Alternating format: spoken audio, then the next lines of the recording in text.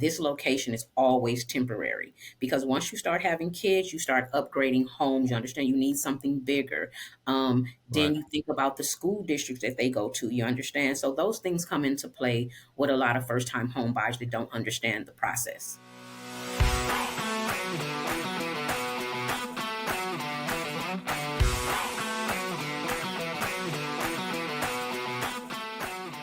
Hey everyone, my name is Richard Sarey with Alliance Mortgage Group. In this week's episode of Helping Heroes Become Homeowners, I have on today Michelle Garfield with Genesis Realty Group. Miss Michelle, thank you for joining us today. Thank you so much for inviting me. How are you doing today? I'm doing well. I'm doing well. Staying warm. Staying warm. Yes. So you're in Frisco, correct? Yes, I am. So tell us a little bit about yourself. What got you into real estate? I'm single mom of two kids, one boy, one girl, and I did it because of the flexibility. Yeah, when you have children, you have to be flexible. You have to make sure you know that you're spending an equal amount of time with each child. Absolutely. Absolutely. How long you been in real estate?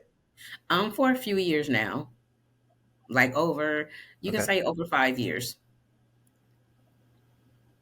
So let me ask you this question. This is kind of a funny question. You've probably not heard this question before. What would you consider as your superpower?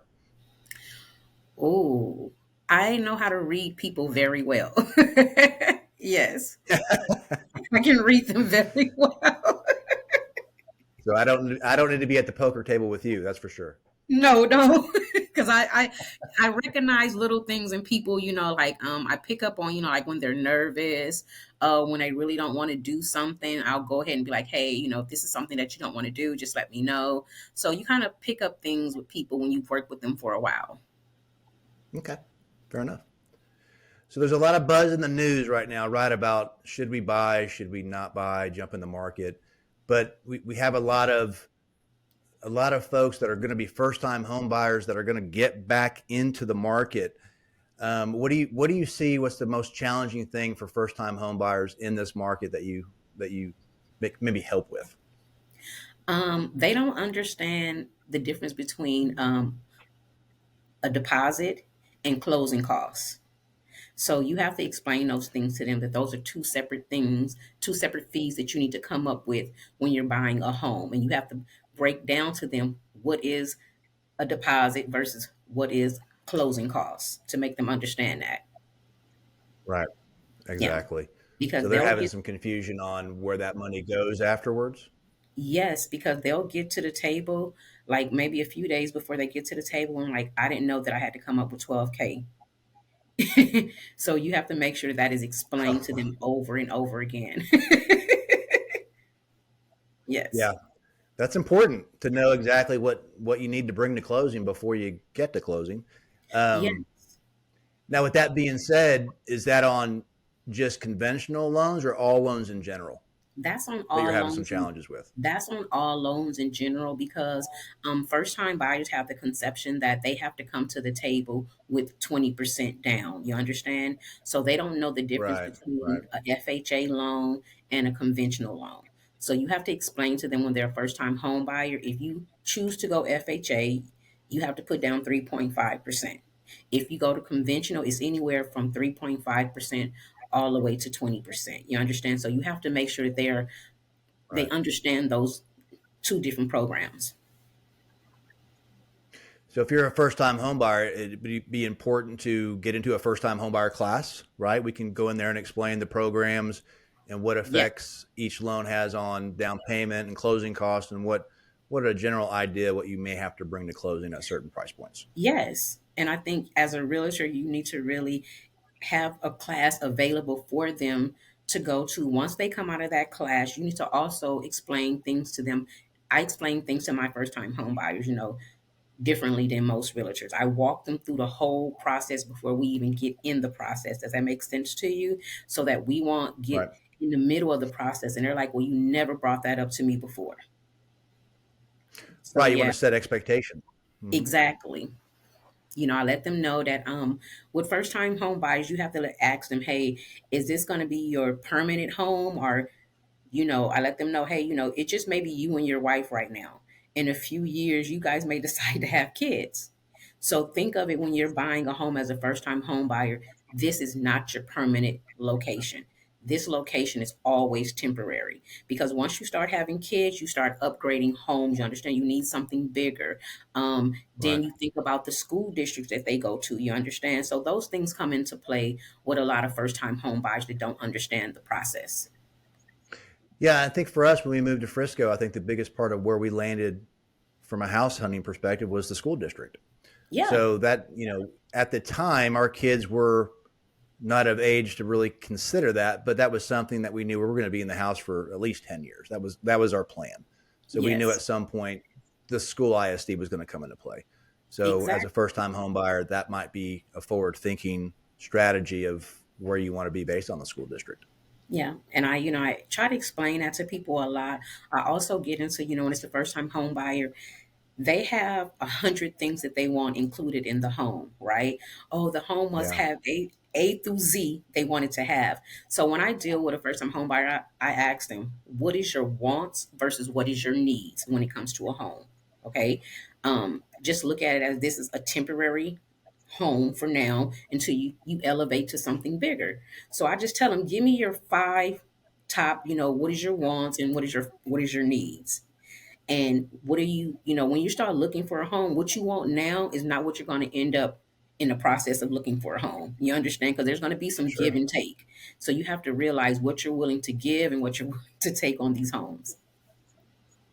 Well, that leads us into our next question a little bit. So the market's changed here the last 2 or 3 years with inventory being very tight. So that could be a challenge when they're telling you what they want versus what's currently out there. What are some potential things that they should be looking for when they're out Um, hunting for homes?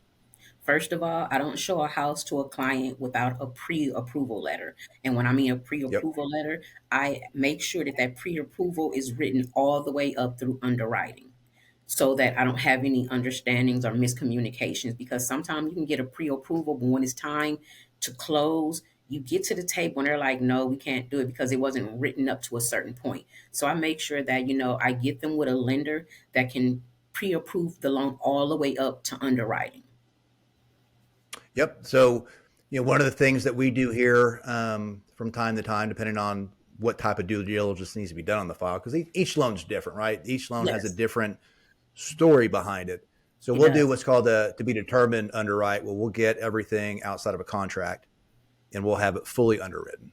And Yes, then we'll get the conditions as if they have a home. Once they land a exactly. property and get it on a contract, then we're already ahead of the curve. We do have the automation for customers that once we get the automated approval, that's kind of the mini underwrite because it's, pay stubs, W-2s, bank statements. We've done our due diligence still. They are pre-approved with an automation. Okay. But if we need a manual underwrite or if we need some questions concerning based on income and we're really not sure from a loan officer level perspective, because Yes. the automation is only as good as what we input it. So we can input whatever we want and get the approval. But if we don't calculate that income correctly, it could go sideways when it gets to underwriting. So in Yes. those scenarios, we're going to do a TBD and have an underwriting approval on that while they look for a home.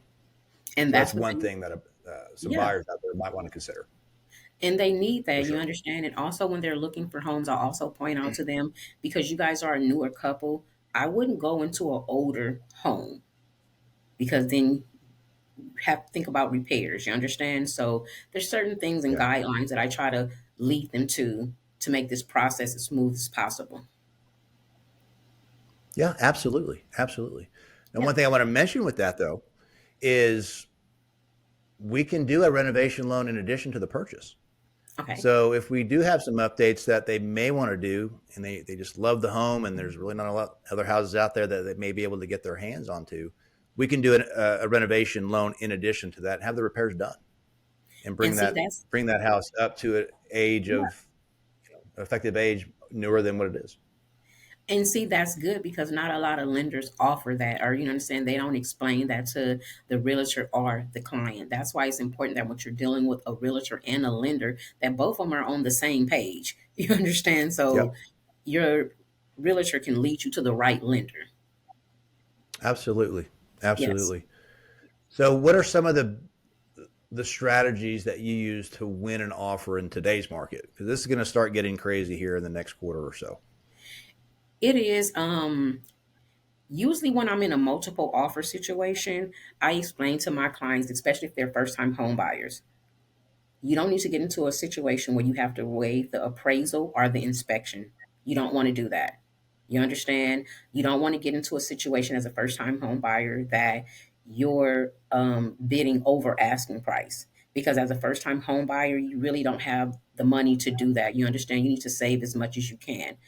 So Right. Yep. I do explain to them if they go out a little further, you understand, than what they wanted to, they'll find the home that they're looking for, but they won't get into a bidding situation. Because if you move a little further out where no one is really looking, then that's better on us for negotiation. You understand? Like we won't be competing with the next person.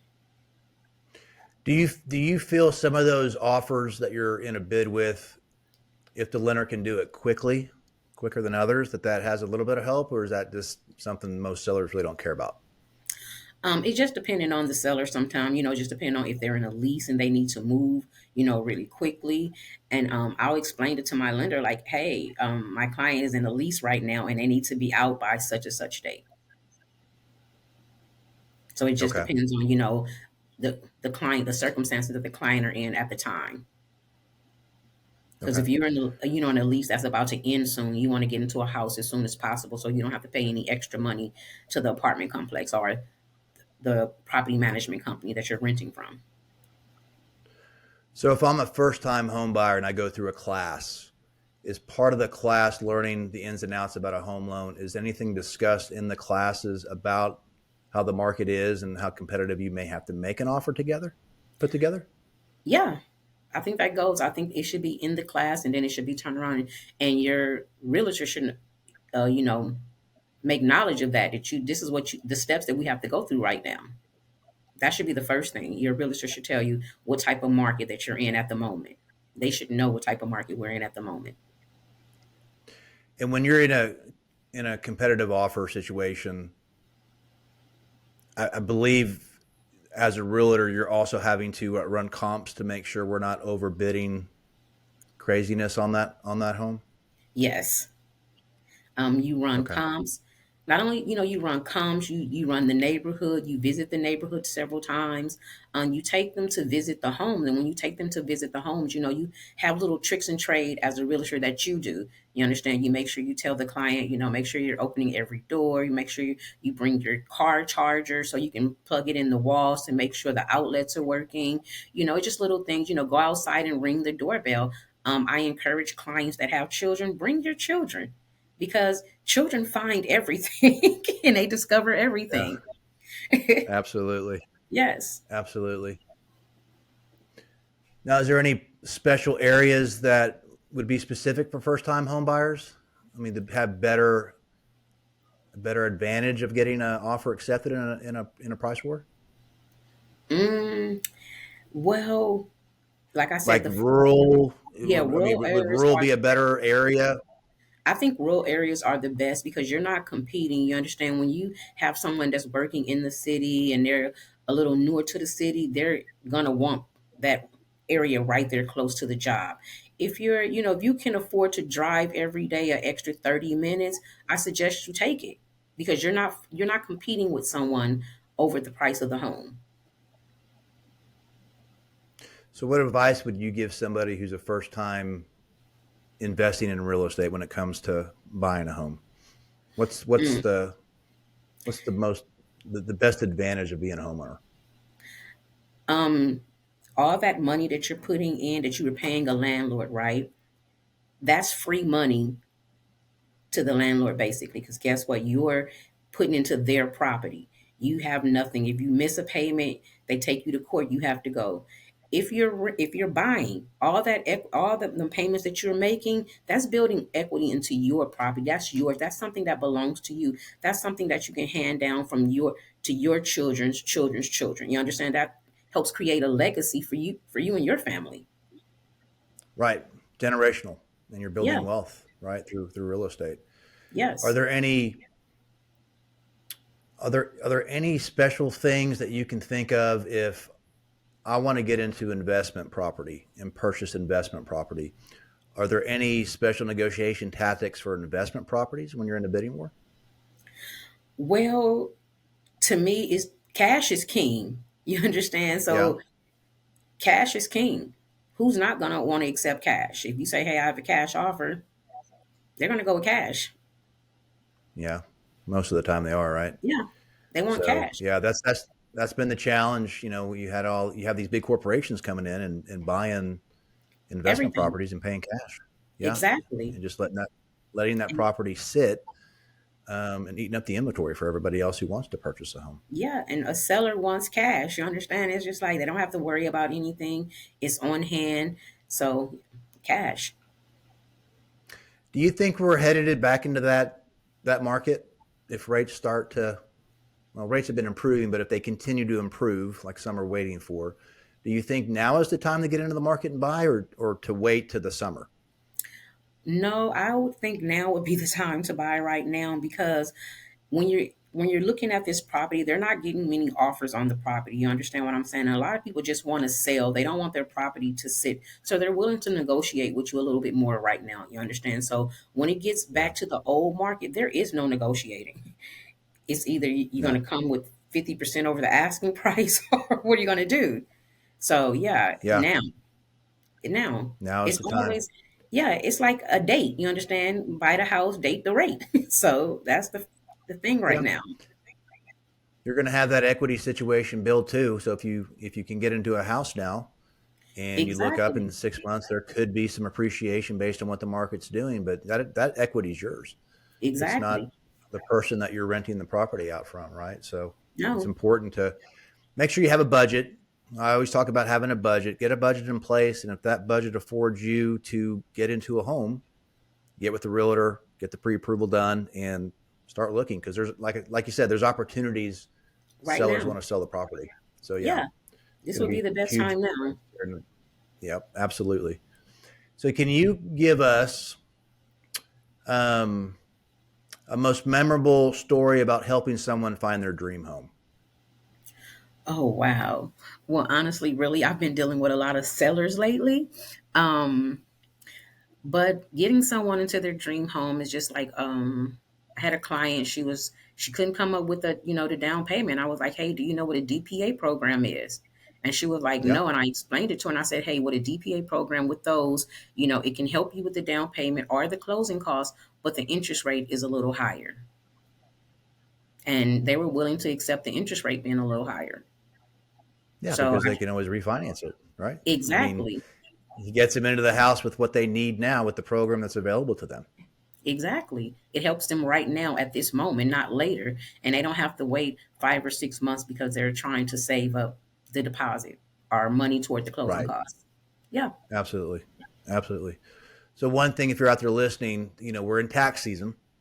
And if you happen to get a tax return and you're going to get a tax return, that is an opportunity to go towards down payment or closing costs or help you get to that savings goal that you were looking to get into the market.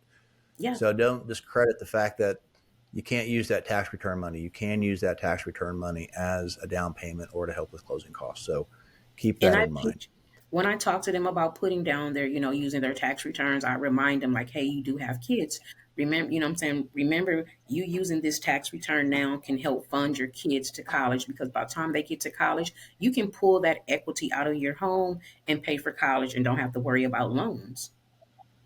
Yeah, Yeah, because college isn't getting cheaper. Believe you it's me. not. Trust me, I know I have two of them. It's not. Almost have the second one out and finally breathe. Exactly. So So you're just like, yeah, you help them make smart decisions. And investing that tax return money is one of the best decisions you could ever make.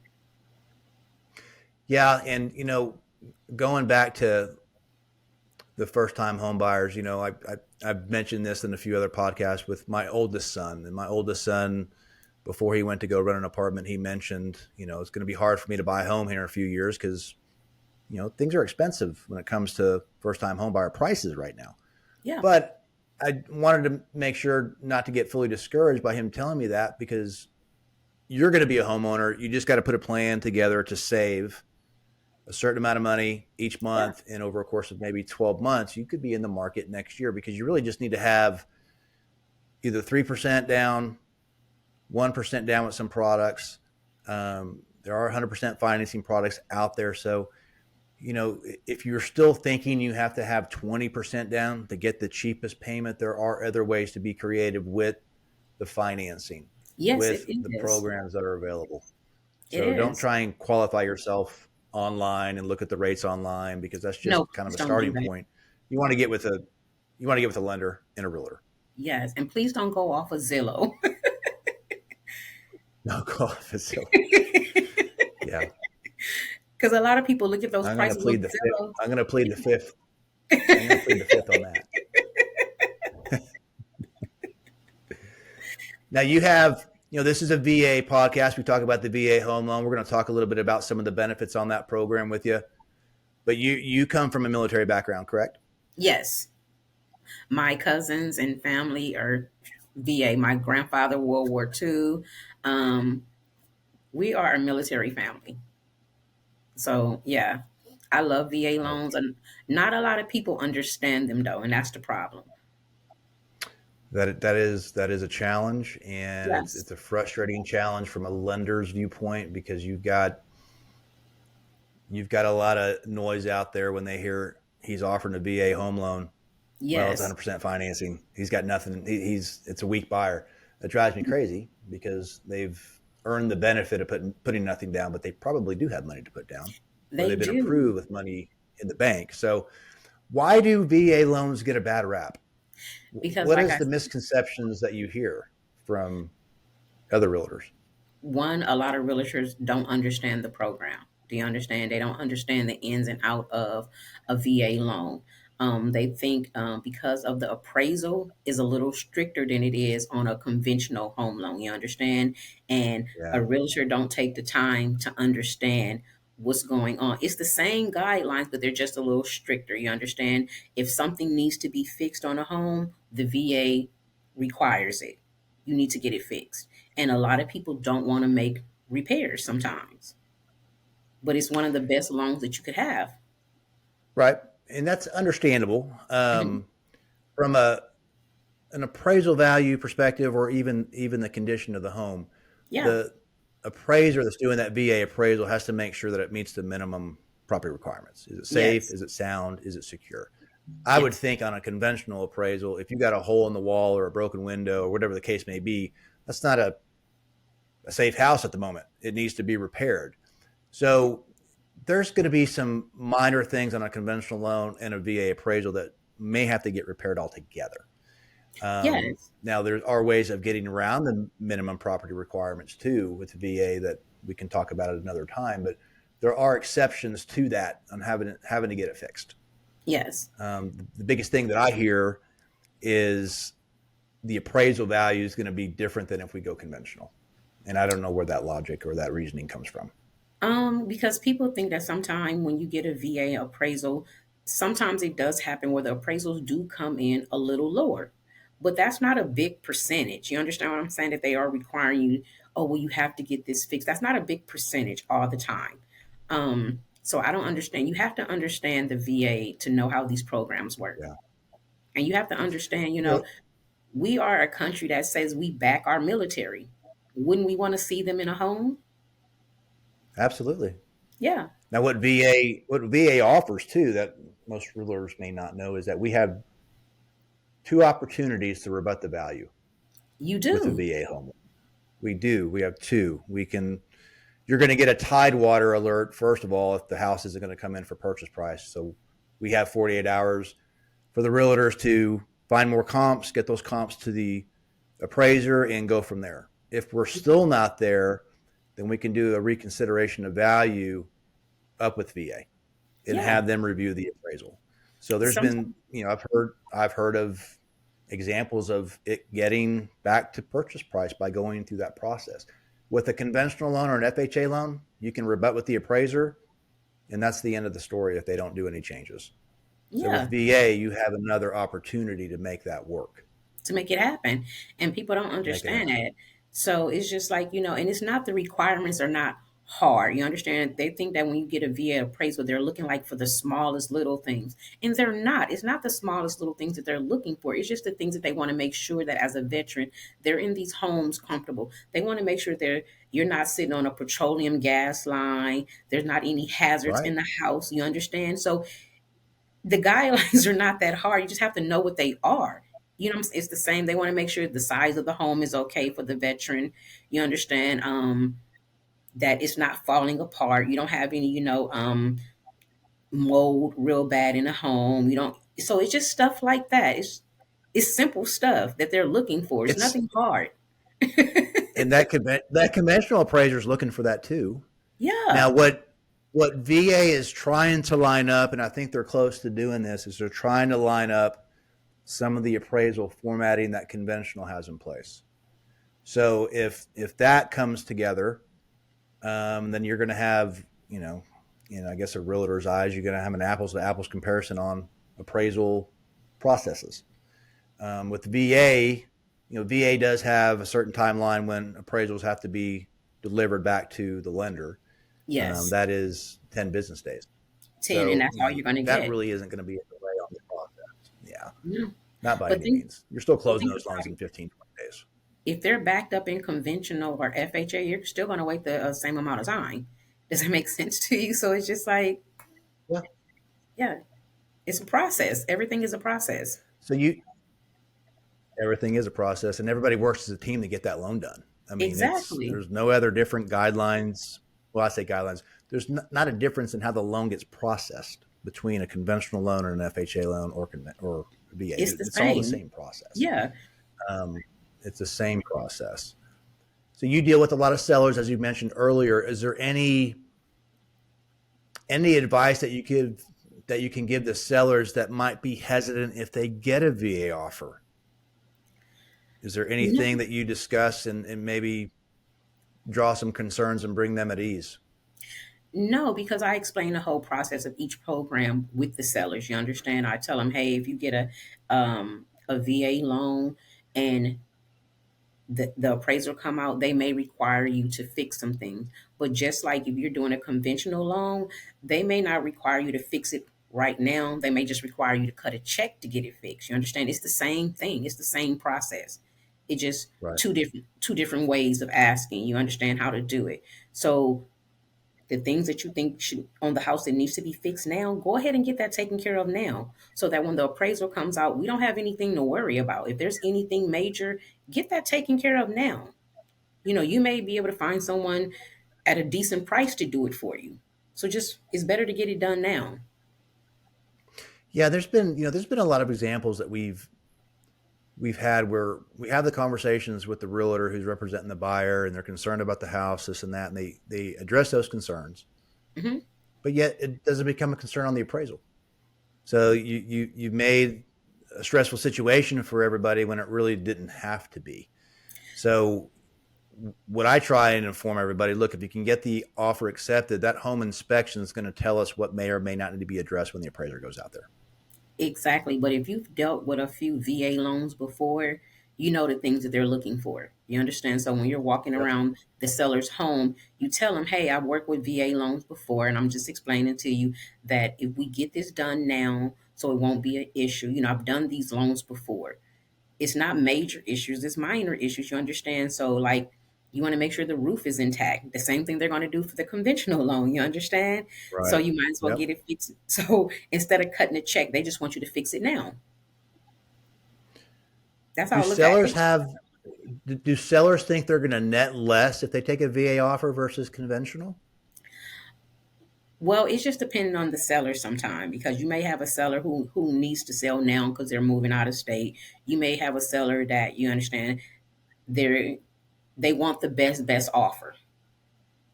Right. So you understand, you have to explain to them, with a VA loan, they don't have to put a deposit down, but they can if they want to. You understand? Well, There, I here's the mean, misconception. Here's the misconception that I hear from realtors that don't truly understand what can and cannot be paid on behalf of the veteran. So there's a lot of misconception about that the seller has to pay all the veterans closing costs. or fees or No, non-allowables. no, up to That 4%. Right, but there are some non-allowables that if we exceed in a loan charge, it's got to be paid by somebody, and typically the realtor Yes. thinks that regardless of that scenario, it's got to be paid anyway. Termite inspection, the closing fee with title. There's a few non-allowables that are just embedded in the mind that the seller's got to pay it no matter what, and that's really not the case. Well, So that is one of the exactly. things that I've been hearing lately is that. And they don't want, you have a lot of people, sellers, who don't want to pay like the full 3% commission to the buyer. When you're dealing with a VA, all commission must be paid by the seller. You understand? It cannot be paid by Yeah, the buyer. So I let them know, hey, this is not a situation that you can say 2.5%, because nothing can come from the buyer when it's dealing with the commission. You understand? So right, um, right. I go through step by step with them what they have to pay, what they don't have to pay. And I think that's the important thing, that since you've worked with VA loans before, you just inform them, hey, on a VA loan, this is what you're required to pay. So if you're dealing with a VA loan, I run numbers for my clients all the time. You understand, this is how much you'll make on a VA loan versus how much you'll make on a conventional loan. I give them that choice. And I let them know, if you're going to do a VA loan, just remember that you're helping a soldier, someone that's affording us the ability to walk around free the way that we are. Yeah, Yeah.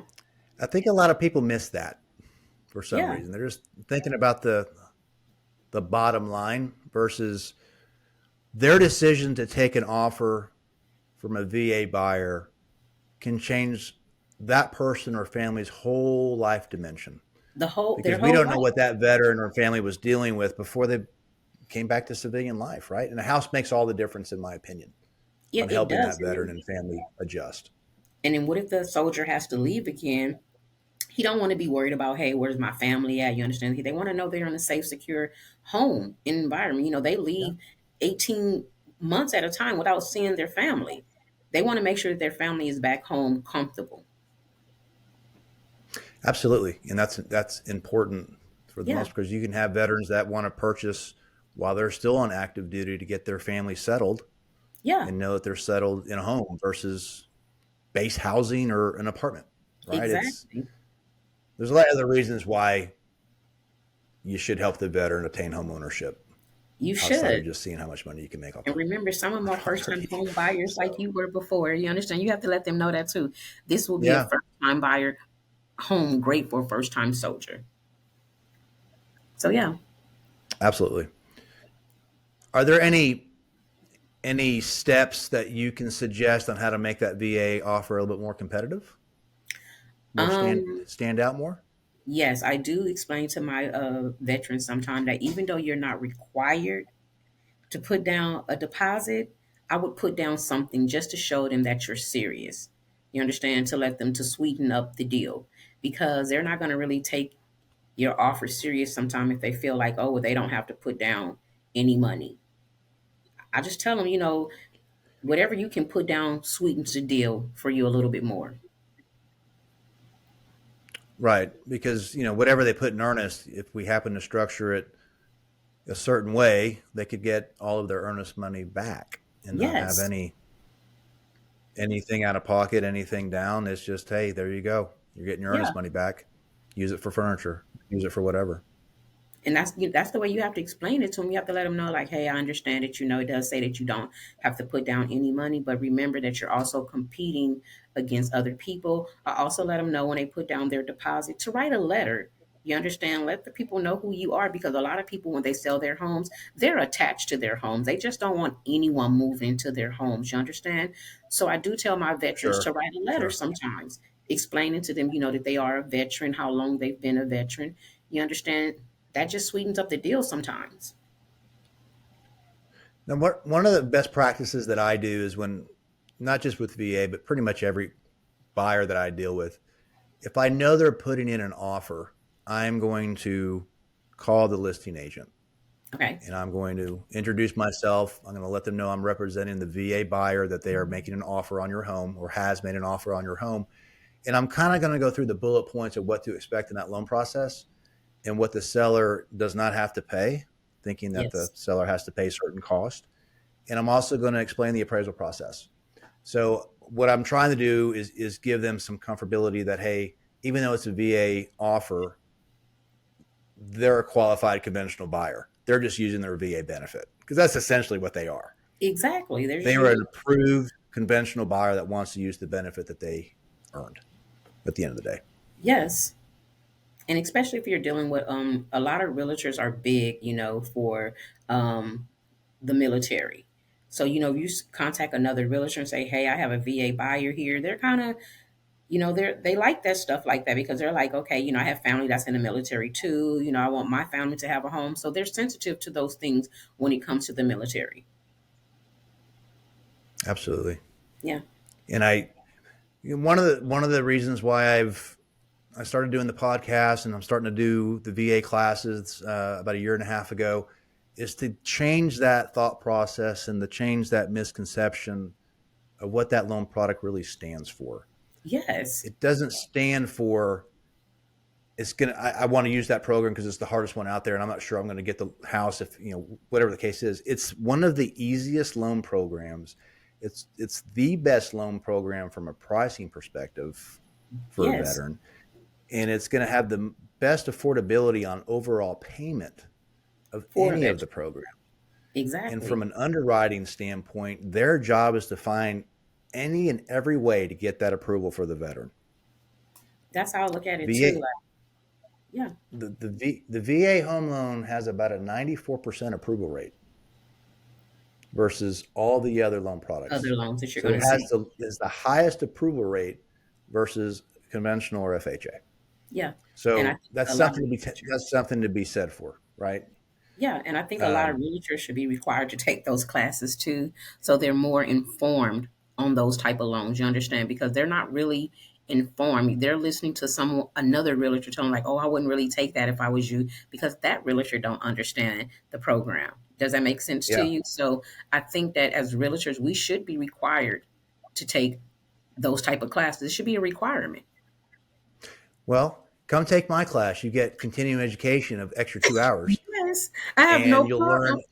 you will learn everything you need to about the VA home loan, not just the bullet points, but you're going to go a full deep dive of everything and how to make that benefit your business and help the veteran in the same way.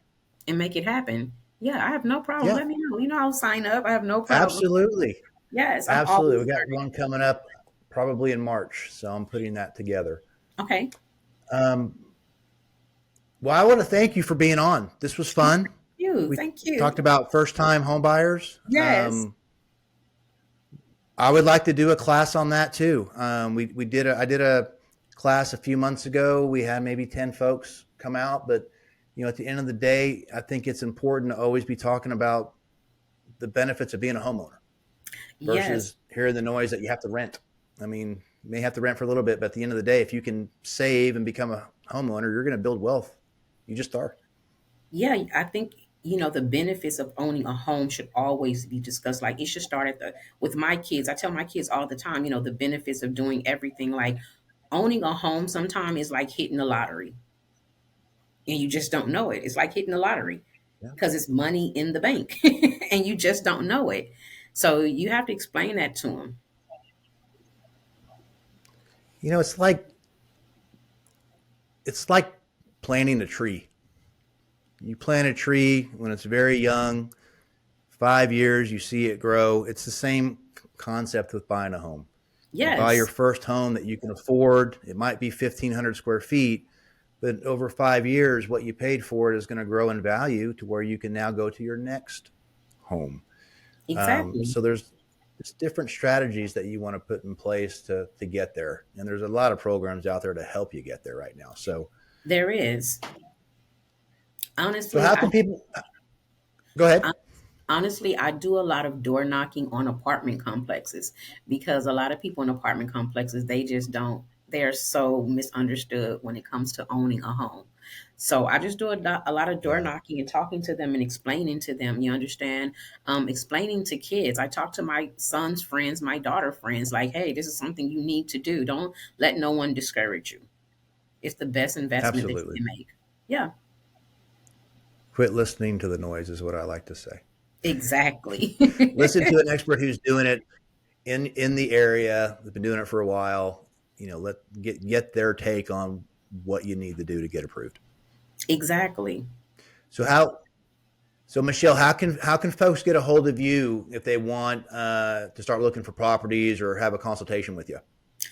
You can go to my website, genesisrealtygroup.net, or you can give me a call at area code 972-571-6082. I'm on all social medias, either by Michelle Garfield or Genesis Realty Group. Awesome. Well, my name is Richard Sarey with Alliance Mortgage Group. Thank you for listening today. And if you would, please subscribe. When we release a podcast, you'll get notified so you can listen on this week's news, whatever information we're talking about that week. I do appreciate you. If you're looking to refinance or purchase, give me a call at 214-872-2188, or you can always go to our website at alliancemtggroup.net. Until next time, folks, thank you for listening. If this episode has been beneficial, we'd love to hear from you. Please leave us a review on your favorite podcast platform. Also, for regular updates and tips, make sure to follow our social media channels, which you can find in the show notes. Until our next episode, keep making homeownership dreams come true.